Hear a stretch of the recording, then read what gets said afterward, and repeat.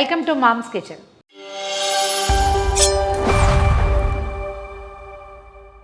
ఇవాళ ఉసిరికాయ పెట్టుకుందామండి మనం.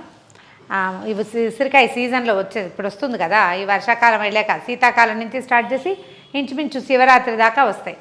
ఉసిరికాయలతో రకరకాలు చేస్తామండి. మురబ్బాలు చేస్తాము. తర్వాత ఈ ఉసిరి ఏంటంటే చావగొట్టినా సరే దీన్ని ఇందులో నుంచి సి విటమిన్ పూర్తిగా ఉంటుంది. ఎంతో కొంత ఎండబెట్టి ఆ ఎండబెట్టిన పప్పుల్ని నీళ్ళల్లో వేసుకుని తాగినా కూడా మనకి సి విటమిన్ అందుతుంది.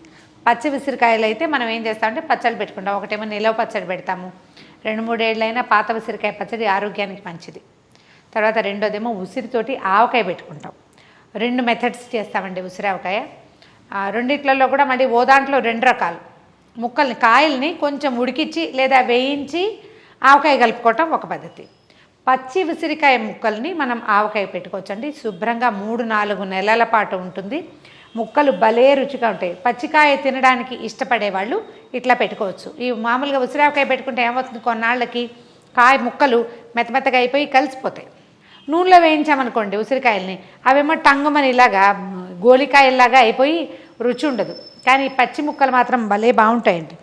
ఏమీ లేదు, ఈ కోపుల్లోకి ఘాట్లు పెట్టి చక్కగా ముక్కలు తరిగేసుకోండి. చిట్టి చిట్టి ముక్కలు కూడా తరగచ్చు. మేము కొంచెం మీ పెద్ద ముక్కలే తరిగాం చూడండి. నేను దీన్ని కూడా హాఫ్ చేస్తానండి, మీ చాయిస్. ఇలా 4 అన్ని పక్షాలు చేసాం కదా, ఇలా ఉంచుకోవచ్చు. లేదా దీన్ని సగం చేయొచ్చు. ఉసిరికాయలు శుభ్రంగా కడిగేయండి, బాగా తడిపట్టిపోయేదాకా తుడిచేసి 1 గంట సేపు ఆరనివ్వండి పూర్తిగా. ఆరాక ముక్కలు తరిగి పెట్టుకోండి. ఒకరోజు నిలవున్న కాయ అయితే కనుక ముక్కలు సులువుగా కోసుకోగలుగుతాము.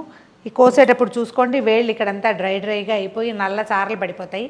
కడిగిన కాయలు తరగగానే ఇమీడియట్గా కాస్త నూనె రాసి చేతులు తోమేసుకుంటే, ఏదైనా నూనె రాసేసుకుంటే సరిపోతుంది. ఈ ముక్కలు ఇప్పుడు మనం 1/2 కేజీ కాయలు తీసుకున్నామండి. 1/2 కిలో కాయలకి ఎలా పెట్టాలో చెప్తాను కొలత, అంటే నేను చేసేది అనమాట.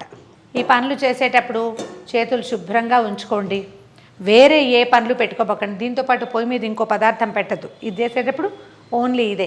అన్ని పాత్రలు చక్కగా తడి లేకుండా తుడిచి ఒకసారి ఎండలో పెట్టి ఎండవేళ్ళేటప్పుడు కలుపుకుంటే వస్తువు చెడిపోకుండా ఉంటుంది.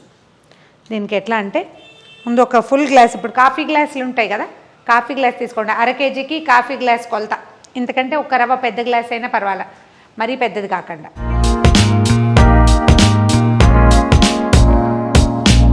ఒక ఫుల్ గ్లాస్ కారం అండి. మీకు ఇది కొలతలో కావాలంటే అటుగా ఒక 75 గ్రామ్స్ అలా అనుకోండి. నిండుగా 1 గ్లాసు కారం వేసుకుందాము. అదే గ్లాస్ తోటి ఆవపిండి కూడా. కారం ఫుల్గా వేసాం కదా, ఆవపిండి అంత వేయద్దండి, కొంచెం తగ్గించండి. అంటే కనీసం ఒక 20 గ్రాములు 25 గ్రాములు తగ్గించేసేయచ్చు. 3/4 గ్లాస్ కంటే ఎక్కువ, ఫుల్ గ్లాస్ కంటే తక్కువ అన్నమాట. ఇప్పుడు అంతకంటే కొంచెం తక్కువ ఉప్పు వేసుకోండి. మీరు ఏదైనా సరే ఇదే కొలత. ఉప్పు ఎందుకంటే వెయిట్ ఎక్కువ వస్తుంది కదా, అందుకని ఉప్పు తక్కువ వేసుకోవాలి. 1 స్పూను పసుపు వేద్దాం. ఇందులో మొత్తం పదార్థాలన్నీ కలిపేద్దామండి. 1 టేబుల్ స్పూను, అంటే ఇది చిన్నది కదా, 2 టీ స్పూన్లు అనుకుందాం. 2 టీ స్పూన్లు వేయించి మెత్తగా గ్రైండ్ చేసి పెట్టుకున్న మెంతి పొడి. ఈ మెంతుల పొడి, పచ్చి పొడి ఎప్పుడు వేసుకోకూడదండి, చాలా జిగురు వచ్చేస్తుంది. మనం ఈ పచ్చళ్ళకి ఏంటంటే మెంతులు దోరగా వేయించేసి పొడి చేసి పెట్టుకోవాలి. ఈ పొళ్ళు మనం పులుసుల్లో వాటిలలో కూడా వేసుకోవచ్చు. మరి ఇంతే అయితే వేగదు కదా, వేగుతుంది కానీ గ్రైండ్ అవ్వదు. వేయించేసుకుని గ్రైండ్ చేసి పెట్టుకుంటే ఏదైనా సాంబార్లు పులుసుల్లో 1 చిటికెడు వేసుకుంటే హెల్త్కి మంచిది. మొత్తం ముక్కలు కలిపేసాం కదా, మొత్తం కారాలన్నీ కలిపిన తర్వాత నాకు ఉసిరావకాయ చాలా ఇష్టం అండి. ఈ పచ్చి ముక్కలది మరీ ఇష్టం. ఇది మొదటి 2-3 రోజులు కొంచెం సుమారుగా ఉంటుంది.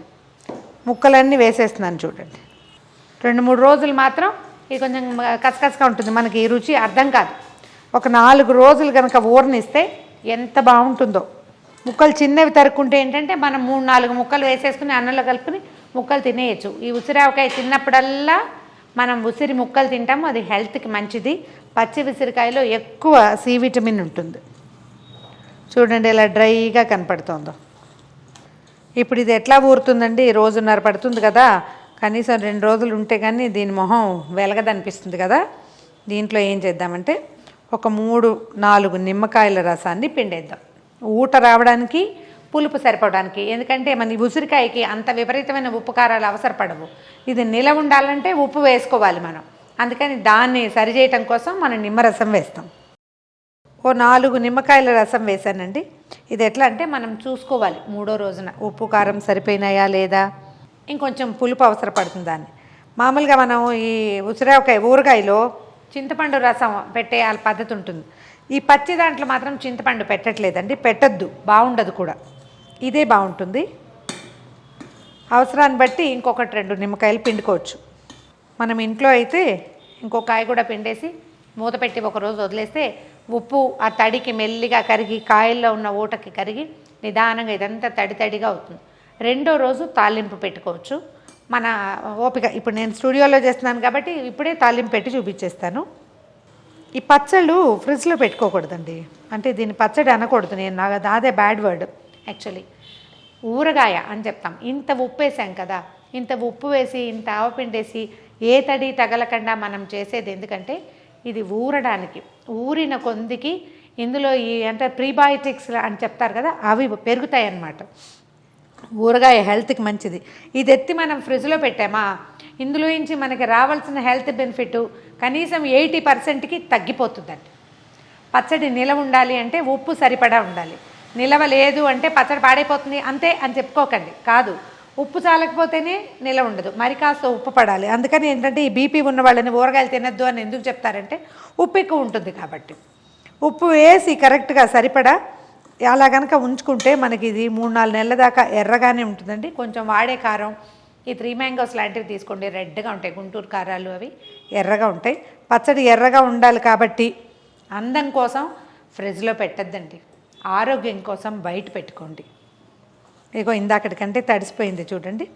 దీని మీద ఒక చిన్న తిరగమాత పెట్టుకుంటాం, తాలింపు వేస్తాము. ఇందాకటికంటే తడిగా కనిపిస్తుందమ్మ పచ్చడి. ఇంకొక రోజు ఉంచితే బాగా లూజ్గా వస్తుంది. మీ రుచిని బట్టి ఉప్పు పులుపు అడ్జస్ట్ చేసుకోండి. ఉప్పు మాత్రం ఖచ్చితంగా ఎక్కువ ఉండాలి, లేకపోతే పచ్చడి నిలవ ఉండదు. దీన్ని ఏం చేద్దామంటే తాలింపు నేను నువ్వుల నూనెతోటే చేస్తాను ఎక్కువగా. మీ అలవాటు ప్రకారం చేయండి. సన్ఫ్లవర్ ఆయిల్స్ అవి పచ్చడి ఊరగాయల తాలింపులకి ఏం పెద్ద బాగోవు. ఎప్పుడూ ట్రై చేయకపోతే నువ్వుల నూనె ట్రై చేసి చూడండి. మంచి ఎక్సలెంట్ గానుగు నూనె తేండి, చాలా బాగుంటుంది, ఎక్కువ నిలవ ఉంటుంది కూడా. ఊరగాయ తాలింపుల్లో శనగపప్పు మినపప్పు అలాంటివి వేసుకోవద్దండి, నిలవ ఉంటే బాగుండదు. మీరు కొంచెంలో తాలింపు పెట్టుకుంటామంటే మీ చాయిస్ పెట్టుకోండి. వెల్లుల్లిపాయలు అవి కూడా మనం ఎక్కువ పెట్టేసేటట్టయితే నేను ఒకేసారి పెడతాం, మళ్ళీ తాలింపు పెట్టాం. ఇది ఒక 4 రోజులు 20 రోజుల్లో అయిపోతుంది అంతే. ఈ సీజన్లో ఒక 3 సార్లు అయినా ఈ పచ్చి ముక్కలు పచ్చడి చేసుకుంటాను నేను. ఒక 1/2 టీ స్పూన్ కంటే తక్కువ కాసిన మెంతులు. ఈ మెంతులు ఏంటంటే ముందు వేయకపోతే వేగవు, చేదుగా ఉంటాయి పంటి కింద పడ్డప్పుడు. ఆవాలు వేస్తాం కదా, అవి ముందే వేసేయచ్చు. ఇవి మరీ సన్నావాలు అన్నీ మొహం మీదే పడతాయని ముందు వేయట్లేదు. ఇందులో కూడా ఒక కిటుకుందండి. ఈ తాలింపు వేడివేడిది ఎత్తి పచ్చట్లో పోసేసామనుకోండి పచ్చడి తొందరగా నల్లబడిపోతుంది. అందుకని తాలింపు వేయించుకుని పక్కన పెట్టేసుకోవాలి, చల్లారిపోయాక వేసుకోవాలన్నమాట. ఓకే, ఆవాలు వేస్తున్నాను, 4 ఎండుమిర్చి, కొంచెం ఇంగువ, తర్వాత 2 రెబ్బల కరివేపాకు. ఓకే, పక్కన పెట్టేద్దాం. వేడిది వేస్తే మాత్రం పచ్చడి ఖచ్చితంగా తొందరలోనే నల్లబడిపోతుంది. దాన్ని చల్లారనిచ్చి పోసుకోవాలి. మనం పెట్టిన తాలింపు చల్లారిపోయిందండి, ఇందులో పోసేద్దాము. మంచి వాసన వస్తుంది. మొత్తం కలిపేయండి. ఒక రోజు ఉన్నాక చక్కగా దీన్ని వడ్డించండి. ఉప్పు మాత్రం చూసుకోండి ఖచ్చితంగా. మొదటి 2-3 రోజుల్లో ఏం అయిపోదు, 2-3 డేస్కి ఏం కాదు. ఒక 3వ రోజు అట్లా చూసి ఉప్పు అవసరమైతే వేయండి.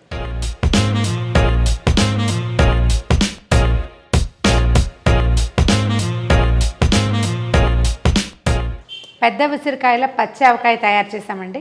ఈ రెసిపీలో చిన్న మార్పులు ఏంటంటే మీరు తాలింపు వేసుకునేటప్పుడు పప్పులు వేసుకుంటారా, వెల్లుల్లిపాయలు వేసుకుంటారా అనేది పూర్తిగా మీ చాయిసే. ఉప్పు కారం సేమే, కానీ నిమ్మరసము సాల్ట్ కొంచెం కావాల్సినట్టుగా అడ్జస్ట్ చేసుకోండి. ట్రై చేసి చూడండి. ఈ వీడియో కనుక మీకు నచ్చినట్లయితే లైక్ చేయండి, షేర్ చేయండి. మరిన్ని ఇంట్రెస్టింగ్ వీడియోల కోసం సుమన్ టీవీ మామ్స్ కిచెన్ని సబ్స్క్రైబ్ చేసుకోండి.